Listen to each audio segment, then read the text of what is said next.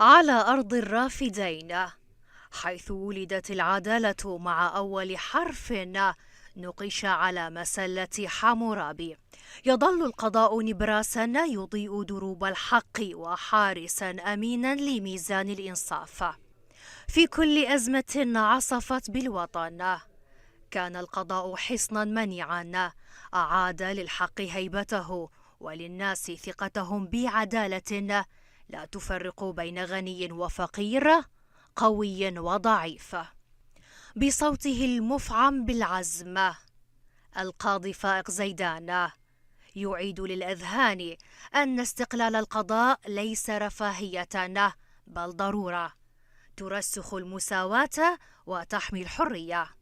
ومن قاعات المحاكم إلى صفحات التاريخ يكتب القضاة سطورا من نور تعكس نزاهة قلوبهم وحكمة عقولهم.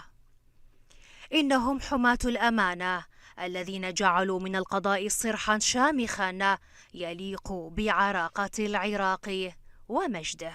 القضاء رغم التحديات الجمة التي واجهها أثبت أنه نقطة التوازن التي حافظت على نسيج الدولة بتفاني القضاة وموظفي السلك القضائي.